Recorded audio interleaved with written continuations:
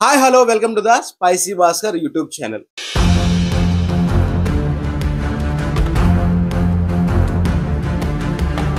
ఈ వీడియో తీయడానికి నేను చాలా ఆలోచించాల్సి వచ్చింది.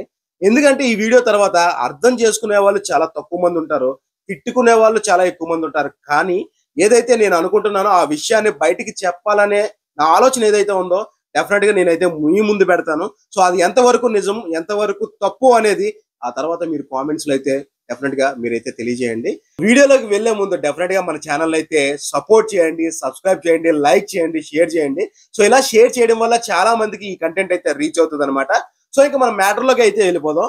సో వినాయక చవితి సో ప్రతి ఒక్కరికి, ప్రతి యంగ్స్టర్ కి, లేదంటే వీధిలో ఉన్న ప్రతి కుర్రోడికి, చిన్న పిల్లల నుంచి పెద్దోళ్ళ వరకు ప్రతి ఒక్కరికి చాలా ఇష్టమైన పండుగ ఏదైనా ఉంది అంటే అది వినాయక చవితి. ఈ వినాయక చవితికి మనం అయితే మంచి పందిర్లేస్తాం, వినాయకుని పెడతాం, 9 రోజులు ఘనంగా పూజిస్తాం.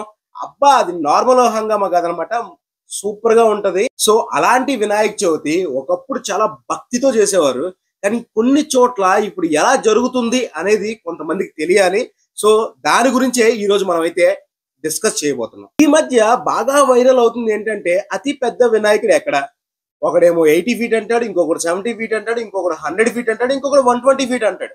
సో ఇంత పెద్ద వినాయకుల్ని పెట్టడం వెనకాతల భక్తి ఉందా, లేదు అనుకుంటే ఇంకేదైనా ఆలోచన ఉందా అనేది ఇప్పుడు మనం వీడియోలో డిస్కస్ చేయబోతున్నాం. సో దయచేసి నేనైతే వినాయకుడికి వ్యతిరేకం కాదు, అలాగే వినాయకుడి పెట్టే వాళ్ళ మీద వ్యతిరేకం కాదు.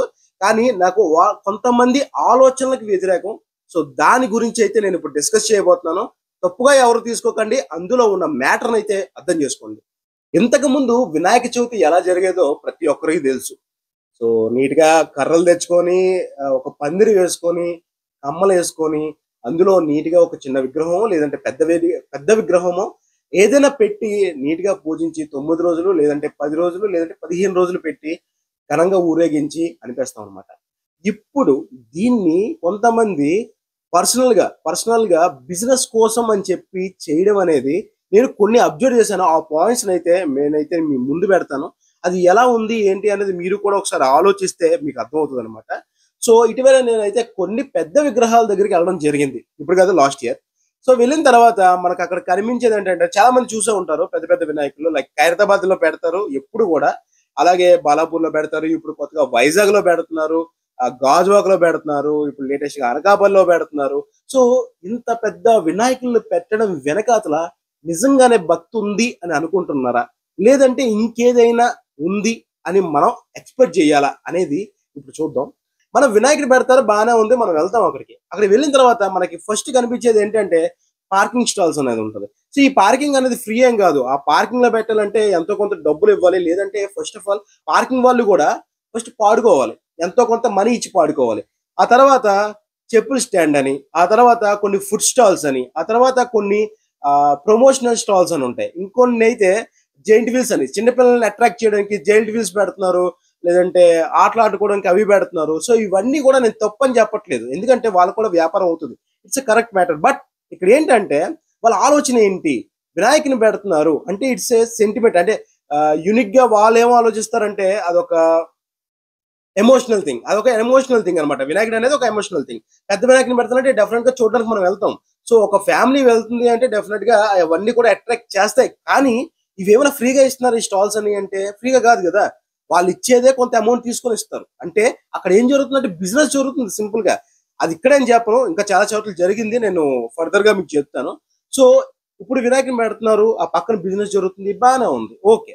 అంటే నా పాయింట్ ఏంటంటే ఎందుకు ఎంట్రన్స్ టికెట్ పెట్టాలి? అంటే దేవుని చూడడానికి 50 రూపాయలు పెట్టి లేదంటే 30 రూపాయలు పెట్టు ఎందుకు నేను చూడాలి? ఎందుకంటే మీరు పెట్టేది భక్తితో అయితే ఎంట్రన్స్ టికెట్ అవసరమా అనేది నా క్వశ్చన్ అనమాట. ఎందుకంటే ఆల్రెడీ ఇంత పెద్ద వ్యాపారం జరుగుతుంది, బిజినెస్ జరుగుతుంది. బిజినెస్ అంటే ఎవరు ఒప్పుకోడు కదా, కానీ బిజినెస్ జరుగుతుంది. అయినప్పటికీ కూడా ఎంట్రన్స్ టికెట్ పెట్టడం వల్ల ఏంటి లాభం?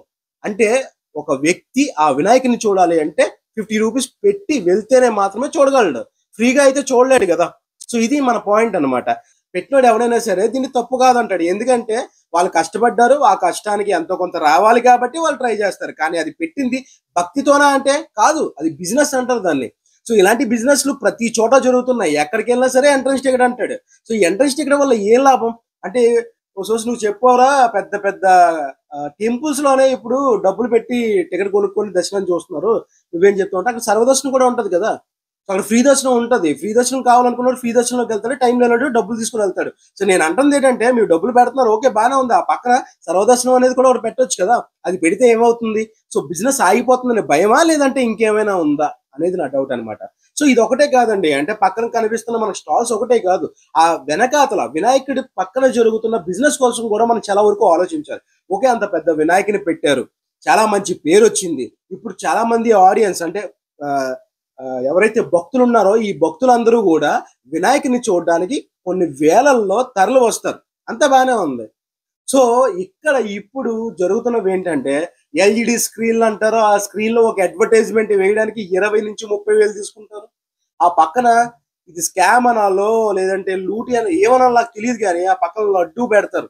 సో ఈ లడ్డు కూడా ఎవరినైనా స్పాన్సర్ చేయండి, లేదంటే ఇదని అదని ఏదో ఒక విధంగా లడ్డు తెచ్చి అక్కడ పెట్టిన తర్వాత తర్వాత దాన్ని వేలంపాట వేస్తారు. వేలంపాట నేను తప్పను, ఎందుకంటే అది భక్తితో పాడుకుంటారు, అంతా బాగానే ఉంది. కానీ ఈ వేలంపాట నుంచి వచ్చే డబ్బులన్నీ ఎక్కడికి వెళ్ళిపోతున్నాయి? ఇవన్నీ కూడా ఒక ఆర్గనైజేషన్కి వెళ్తున్నాయి. ఇదే డబ్బులతో మళ్ళీ నెక్స్ట్ ఇయర్ పెడుతున్నారు. మరి ఈ నెక్స్ట్ ఇయర్ పెట్టినప్పుడు మళ్ళీ ఎందుకు దాని డబ్బులు చేసుకోవడం అని నేను అడుగుతున్నాను. సో పెడుతున్నప్పుడు భక్తితో చాలా మంది చాలా స్ట్రీట్ లో పెడతారు, కానీ ఎవరు ఇంట్రెస్టింగ్ పెట్టరు కదా.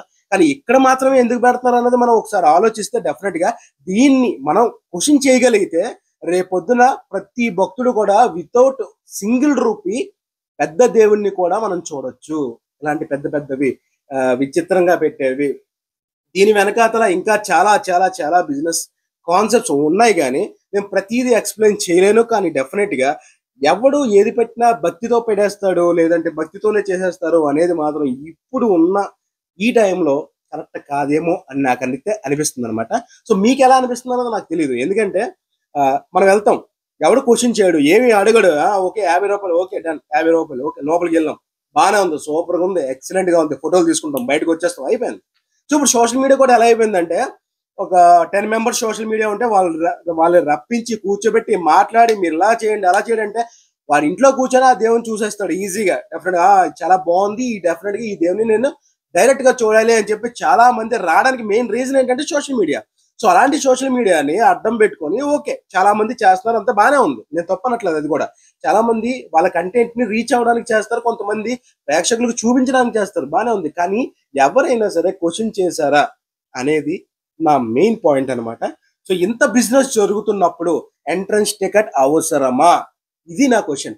సో ఈ క్వశ్చన్ వ్యాలిడా లేదు అంటే ఇది అన్వాలిడ్, లేదు వాళ్ళు కష్టపడ్డారో డెఫినెట్ గా మనం డబ్బులు ఇచ్చే చూడాలి అంటారా, మీ ఇష్టం. ఎందుకంటే దీనికి ఒక బెస్ట్ ఎగ్జాంపుల్ నేను చెప్తా. వైజాగ్ లో రీసెంట్ గా పెట్టిన అయోధ్య సెట్ ని ఒక ఎగ్జాంపుల్ గా తీసుకున్నాం. దాని వెనకాతలు ఏముందండి, భక్త.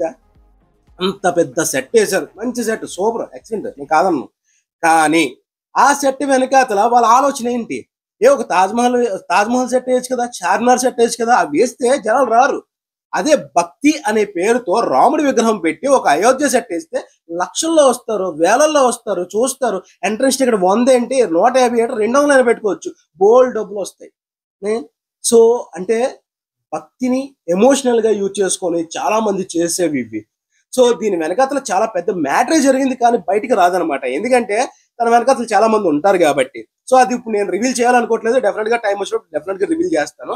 సో అలాంటి కోవలోనే మన వినాయక చవితులు ఎందుకు అయిపోతున్నాయి, ఎందుకు మనం పెట్టుకోవాలి? మనం పెట్టేదేదో భక్తితో పెడితే ఎంట్రన్స్ టికెట్ అవసరమా? అవసరం లేని దానికి ఎంట్రన్స్ టికెట్లు అని చెప్పేసి పక్కన ఈ బిజినెస్ లో ఓహో నార్మల్ కాదు. రీసెంట్ గా శ్రీకృష్ణాష్టమి జరిగింది వైజాగ్ లో. శ్రీకృష్ణాష్టమికి చాలా చోట్ల ఎక్కడికి వెళ్ళినా సరే, మీరు ఎక్కడైనా చూడండి, ఎక్కడికి వెళ్ళినా ఎంట్రన్స్ టికెట్ ఎక్కడా లేదు, అంత ఫ్రీయే, అంత బాగుంది, సూపర్ గా ఉంది. కానీ లోపలికి వెళ్ళిన తర్వాత అది కృష్ణుడు కూడా లేదు అనుకుంటే అది స్వీట్ షాపా, లేదు అనుకుంటే అది ఒక టాస్ షాప్, అంటే టాస్ అమ్ముకునే షాప్ లా ఏంటో అర్థం కాదు, ఎందుకంటే చుట్టూ జరిగేది బిజినెస్సే.